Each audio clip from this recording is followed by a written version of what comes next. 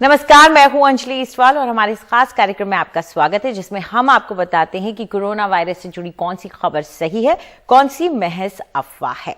दरअसल corona virus के नए नए स्ट्रेन और वेरिएंट सामने आते रहते हैं, जिसकी वजह से चिंता लगातार बनी रहती है। और अब खबर आ रही है कि एक और नया स्ट्रेन और वेरिएंट सामने आया है, जिससे महामारी का स्वरूप और भी खतरनाक होने की आशंका है। ये साउथ अफ्रीका में पाया गया है। इसका नाम है C1.2। म्यूटेशन होने के बाद ये वेरिएंट बना है।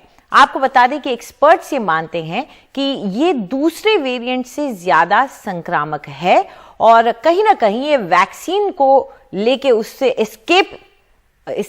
इसके अंदर एस्केप करने की क्षमता को, यानी कि ये वैक्सीन को कुछ हद तक कम कारगर कर सकता है। ये चिंता की बात है। हमारे साथ इस पर चर्चा करने के लिए डॉक्टर सरमन सिंह जुड़ गए, जो कि डायरेक्टर हैं एम्स भोपाल के, वायरोलॉजिस्ट भी हैं। शुक्रिया डॉक्टर सरमन सिंह हमसे बात करने के लिए। ये नया वेरिएंट जो साउथ अफ्रीका में आया है, इसके बारे में अब तक क्या पता चल रहा है? और अभी तो दूर है, सीमाएं काफी बीच में हमारे हैं, समंदर हैं, लेकिन फिर भी वायरस को एक जगह से दूसरे जगह जाते वक्त नहीं लगता। तो कितना आसान होता है वायरस के लिए सीमाओं को पार करना, और ये नया वेरिएंट क्या है? जी अंजलि जी, थैंक यू वेरी मच। जैसा कि आपने बिल्कुल सही कहा कि बॉर्डर दूर है, साउथ अफ्रीका दूर है, लेकिन कोई आज के टाइम में कोई कंट्री बहुत दूर नहीं है। तो कभी भी ट्रेवलर्स आकर के एक दूसरे से, अभी ऑलरेडी जैसा आपने बताया, ये वेरिएंट ऑलरेडी 7-8 कंट्रीज में, जिसमें कि एशिया इंक्लूडेड है, यूरोप है और दूसरे बहुत सारे अफ्रीकन कंट्रीज हैं। तो 3 कॉन्टिनेंट में तो ऑलरेडी ये फैल चुका है। तो इसलिए ये हमको मान के नहीं चलना पड़ेगा कि साउथ अफ्रीका हमसे बहुत दूर है। ऑलरेडी हमारे चाइना में ऑलरेडी रिपोर्ट हो चुका है, तो चाइना तो हमारा बहुत नजदीक है। और जैसा कि आपने बिल्कुल सही कहा, ये नया वेरिएंट ऑफ, इसको अभी कंसर्न नहीं कहा गया है, वेरिएंट ऑफ इंटरेस्ट कहा गया है। तो फ्यूचर में हो सकता है ये भी हो जाए, लेकिन आज की डेट में सबसे खतरनाक जो है अभी भी डेल्टा वायरस का जो वेरिएंट है वही रहता है।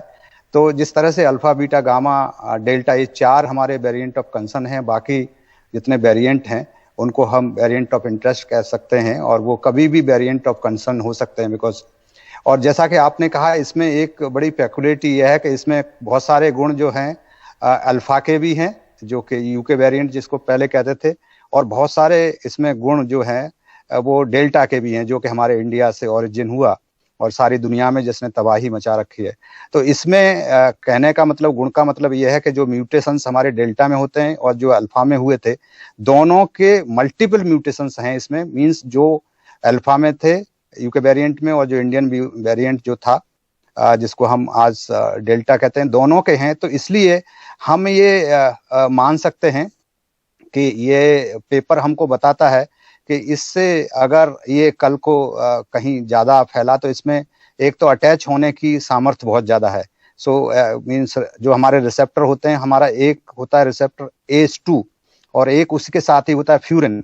तो फ्यूरिन जो होता है वो इसको रिसीव करने में और अटैच करने में, और इसकी जो स्पाइक प्रोटीन को अंदर जो हमारे साइटोप्लाज्म या जिसको सेल कहते हैं, कोशिका कहते हैं, उसमें घुलने में मदद करता है।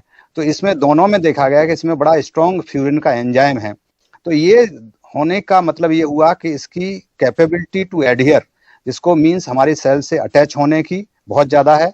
और यही कारण हमको लगता है कि जो साइंटिस्ट ने कहा है कि शायद इसमें एस्केप मैकेनिज्म भी बहुत ज्यादा होगी। हाँ, और एस्केप मैकेनिज्म की जब हम बात करते हैं तो वैक्सीन से एस्केप मैकेनिज्म की बात करते हैं। डॉक्टर सिंह, एक बात आम लोगों को समझ में नहीं आती है कि ये वेरिएंट क्यों बनते रहते हैं, और इसमें संक्रमण को रोकना, मास्क पहनना, दूरी बनाए रखना, ये किस तरह से योगदान कर सकता है वेरिएंट बनने से रोकने में भी? ये भी थोड़ा सा आम लोगों की भाषा में समझाएं।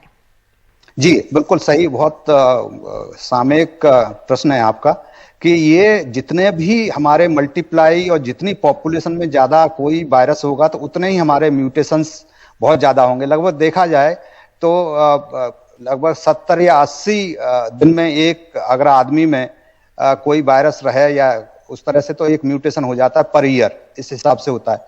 लेकिन इसका देखा गया कि इसका म्यूटेशन लगभग 48 डेज में रहेगा, तो 1 साल में एक नया म्यूटेशन निकल आता है। तो ये बिकॉज इसकी इतनी क्वांटिटी वायरस की बॉडी में होती है, और इंडिया जैसे हाईली पॉपुलेटेड कंट्रीज में बहुत सारे वायरसेस हैं, मिलियंस ट्रिलियंस। तो जितने वायरसेस होंगे, जितने सर्कुलेट हो रहे होंगे, उतने ही हमारे म्यूटेशंस ज्यादा होंगे। तो इसलिए बिल्कुल जो आपका प्रश्न का दूसरा भाग था वो बहुत इंपॉर्टेंट हो जाता है कि हम इसको कम से कम सर्कुलेट होने दें, और उसमें सर्कुलेट होने से मदद करने में हमारा मास्क सबसे मददगार है। बिकॉज वैक्सीन से भी ज्यादा मेरा मानना है कि बायोलॉजिकल जो वैक्सीन देते हैं उसमें भी कभी कभी इन्फेक्शन देखा गया है, कुछ लोगों में हो जाता है, तो वो भी म्यूटेट हो सकते हैं। लेकिन मास्क एक ऐसी चीज है, और फिजिकल डिस्टेंसिंग, 2 चीजें ऐसी हैं जिससे हम अपने आप को भी बचा सकते हैं और इस वायरस को म्यूटेट होने से भी बचा सकते हैं। जितनी संख्या वायरस की होगी, जनरेट हो रही होगी, उतने ही म्यूटेशन के चांसेस बहुत ज्यादा होते हैं। जी जी। जाते जाते हमारे पास वक्त कम है, लेकिन खबरें आने लगी कि यूके में भी एक बड़ा सा इवेंट हुआ, म्यूजिक फेस्टिवल हुआ, वहां हजारों की तादाद में लोग आए, और अब डर है उनको कि शायद वहां एक नया वेरिएंट बन गया। तो क्या इस तरह के बड़े आयोजन जो हैं वो एक तरीके का एनवायरमेंट बना देते हैं उनके लिए कि वेरिएंट बने?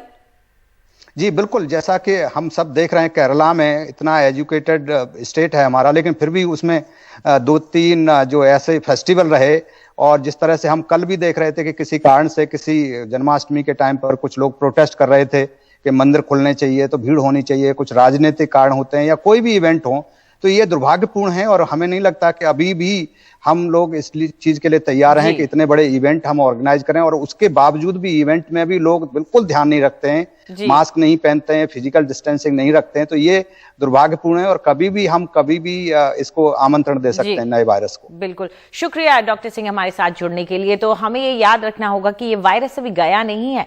पैंडेमिक हल्की अगर होती भी है तो हमेशा वायरस अपना स्वरूप बदल सकता है, इसलिए हमें जरूरी है कि हम मास्क पहने और एक दूसरे से दूरी बनाए रखें और इस तरह से भीड़ भाड़ न करें।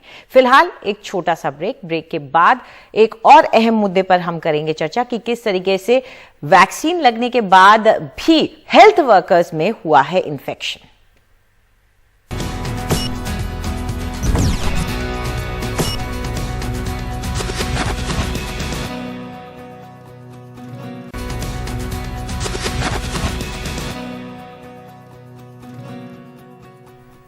कोरोना वायरस पर हमारे इस खास कार्यक्रम में आपका एक बार फिर से स्वागत है।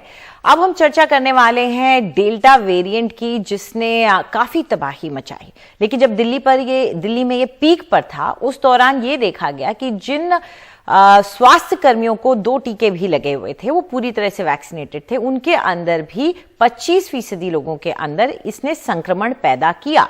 ये चिंता का एक विषय रही है, लेकिन इससे कुछ और अहम बातें सामने आती हैं। वैक्सीन काम करती है, इसमें कोई शक नहीं है, लेकिन वैक्सीन के अलावा हर्ड इम्यूनिटी क्यों नहीं हमें मिलती, या मास्क कितना जरूरी हो जाता है, ये सारी बातें इससे साफ होती हैं। उस पर चर्चा करने के लिए हमारे साथ डॉक्टर सुजीत झा जुड़ गए, जो कि मैक्स हेल्थ केयर के हैं दिल्ली से। शुक्रिया डॉक्टर झा। ये जो स्टडी है ये हमें क्या बताती है, इससे हमें क्या सीख लेनी होगी? देखिए, पहले तो मैं धन्यवाद देना चाहता हूँ मैक्स हेल्थ केयर और IGIB and particularly doctor Shantanu Sen Gupta and doctor Anurag Agarwal को इस स्टडी को इस मिडल ऑफ द क्राइसिस में करने के लिए, because as you know we started study हम लोग 1 जनवरी से, और जब ये स्टडी चल रही थी तब पैंडेमिक भी था, तो ये हमें भी टेक्निकल डिफिकल्टी थी, उन्हें भी टेक्निकल डिफिकल्टी थी। तो पहले मैक्स हेल्थ केयर उन लोगों को तो मैं धन्यवाद देना चाहता हूँ कि हम लोग स्टडी कंप्लीट कर पाए। देखिए, एक बातें हैं कि लोगों को हमने अप्रोक्सीमेटली, पहले तो हमने 900 लोगों को लिया, लेकिन 600 को स्टडी हम लोग कंप्लीट कर पाए, अप्रोक्सीमेटली 597। 2 ग्रुप में हमने उसको ऐसे डिवाइड किया कि क्योंकि हेल्थ केयर वर्कर्स से आपको अंदाजा है कि 52% को पहले ही से पॉजिटिव था, तो जिनको 52% पहले से पॉजिटिव था उनको फर्स्ट वैक्सीनेशन मिलने के बाद उनके पास सफिशिएंट इम्यूनिटी तो आई, सेकंड वैक्सीनेशन के बाद भी सफिशिएंट इम्यूनिटी आई, लेकिन अनफॉर्चुनेटली उसमें से 25% उसमें से बहुत कम लोगों को डेल्टा वेरिएंट इन्फेक्शन हुआ, कंपेयर टू जिनको इन्फेक्शन पहले से नहीं था, से अप्रोक्सीमेटली 300 लोगों को, और उनको फर्स्ट वैक्सीनेशन पड़ा एंड सेकंड वैक्सीनेशन पड़ा। ड्यूरिंग फर्स्ट एंड सेकंड के दौरान में भी ब्रेक थ्रू इन्फेक्शन हुआ। तो ये थोड़ी चिंताजनक बात है। मतलब अगर आप प्रीवियसली इन्फेक्टेड नहीं हैं और आपको डबल वैक्सीनेशन हो चुका है, चाहे फुल्ली वैक्सीनेटेड हो चुके हैं, उसमें से चौथाई 1/4 को फिर से डेल्टा वेरिएंट हुआ, बिकॉज वो बड़ा पीक अनफॉर्चुनेट सेकेंड फेज था। क्यों? क्योंकि हमारे एंटीबॉडीज टेस्ट पता कर सकते हैं कि आपकी इम्यूनिटी नेचुरल है इन्फेक्शन के बाद है या कोविशील्ड वैक्सीन के बाद है। इस दौरान हमने माइंडेड, हमने आरटीपीसीआर नहीं किया, हमने एंटीबॉडीज से डिटेक्ट करके पता कर पाए कि जिनको प्रीवियसली इन्फेक्शन नहीं है, जिनको पहले से कोविड इन्फेक्शन नहीं हुआ है, डबल वैक्सीनेटेड के बावजूद ऐसे एंटीबॉडीज टाइटर मिले जिन्हें हम लोग बता सकते हैं कि उनको फिर से बीच में भी इन्फेक्शन हुआ। तो जरूर चिंताजनक बात है, लेकिन जो प्रीवियसली इन्फेक्टेड है, फर्स्ट वैक्सीन लगा, सेकंड वैक्सीन लगा, उनमें से बहुत कम लोगों को डेल्टा वेरिएंट का इन्फेक्शन दिखा उनके ब्लड लेवल्स में। अब सवाल है कि यह बड़ा साइंटिफिक वर्क है और आप और मैं इसको टेक होम मैसेज क्या लेना है कि इजराइल से हमने सीखा है, कंट्री ने फुली वैक्सीनेट कर दिया स्मॉल कंट्री में, लेकिन फिर से रिसर्जेंस हो रही है। तो वैक्सीनेशन के बावजूद भी आपको हैंड वॉश एंड मास्क लगाना ही पड़ेगा और ये अभी चलता रहेगा और साइंटिफिक इवॉल्वमेंट होगी और इसे हम लोग कंटिन्यू चलते रहे और ये प्रिकॉशन लेते रहे। जी, इसमें इन्फेक्शन तो होता ही है, संक्रमण तो हो ही रहा है, लेकिन मौत और हॉस्पिटलाइजेशन कम देखा गया? भगवान की दया से नहीं हुई। अच्छा। हम लोग हेल्थ केयर वर्कर है और फेयरली यंग पॉपुलेशन होता है health care worker. Fairly, I am not saying your doctors are old age well, but fairly young population होता है, नर्स से लेकर के डॉक्टर, जूनियर डॉक्टर से। फेयरली यंग है, एक्टिव है, वर्किंग पॉपुलेशन है, वॉक करते हैं, एक्सरसाइज करते हैं, जनरली मेटाबॉलिक सिंड्रोम जनरली कम होता है। तो मैं बोलता हूं अनफॉर्चुनेटली यस, दैट्स वे है हेल्थ केयर पे एक डॉक्टर साहब की। लेकिन हमारे max health care wider group में अनफॉर्चुनेटली, और जो वैक्सीनेटेड थे बहुत हार्डली को एडमिट हुए उसमें से, यस एसिम्प्टोमेटिक हुए हैं, लेकिन प्रोटेक्ट करता है। लेकिन अगर ये वाइडर कंट्री को आप मान के चले कि हम लोग मान के चले कि हम लोग वैक्सीनेशन पूरे देश को कर दिया अगले 6 months में और by the end of this year, तब भी हमें प्रिकॉशन लेनी पड़ेगी। बड़ा इवॉल्विंग साइंस है। और आप लोग बोलते होंगे डॉक्टर साहब, पहले तो आप लोग वैक्सीन बोलते थे, वैक्सीन लगाइए, वैक्सीन लगाने के बाद बोलते हैं फिर से प्रिकॉशन लीजिए। साइंस यही बोलता है। लेट्स बिल्कुल, ये हमें भूलना नहीं होगा कि वैक्सीन लगने के बाद भी हमें मास्क पहनना है, साफ सफाई रखनी है, दूरी बनाए रखनी है। शुक्रिया डॉक्टर साहब, आप हमारे साथ जुड़े। तो ये बहुत अहम हो जाता है हमारे लिए जानना कि डॉक्टरों का वायरल लोड, उनका एक्सपोजर भी बहुत ज्यादा होता है। हम ज्यादा आसानी से अपने आप को बचा सकते हैं, एक मास्क लगाने से आप बहुत अपने आप को बचा सकते हैं। चलिए एक खबर मुंबई की ले लेते हैं, जहां पर अलग अलग 3 चिल्ड्रन होम में टेस्टिंग के दौरान 54 बच्चे संक्रमित पाए गए हैं। अधिकांश बच्चे कम लक्षण वाले हैं। एक्सपर्ट्स बताते हैं कि ऐसे बच्चों में लंबी खांसी और लंबा बुखार देखा जा रहा है। कोविड संक्रमित बच्चों में बुखार करीब हफ्ते भर दिख रहा है। मुंबई में फिलहाल कोरोना वायरस दूसरी लहर की तुलना में बेहद शांत है, पर बच्चों पर असर दिखाता नजर आ रहा है। 2 महीने अभी अपने को नियरली 2 महीने कोविड बिल्कुल दिख नहीं रहा था। लास्ट 1 हफ्ते से कोविड के पेशेंट बढ़ते जा रहे हैं। 1 हफ्ते में मैंने अभी बॉम्बे में ही 3-4 पेशेंट तो देख लिए हैं। जैसे लास्ट टाइम थे कि सर्दी खांसी बुखार, और स्पेशली बुखार लेकिन लंबा चल रहा है, 5-7 दिन बुखार चल रहा है, खांसी को ठीक होने को थोड़ा लंबा टाइम लग रहा है। और लेकिन ये सिमिलर हो रहा है कि लास्ट टाइम फ्लू के लिए। तो हम लोग सब बच्चे को अभी तक तो टेस्ट नहीं कर रहे थे, लेकिन अभी जैसे ही नंबर बढ़ रहा है, सून होगा कि जो भी बुखार सर्दी खांसी 3-4 दिन से ज्यादा चलेगा तो we should test them for Covid.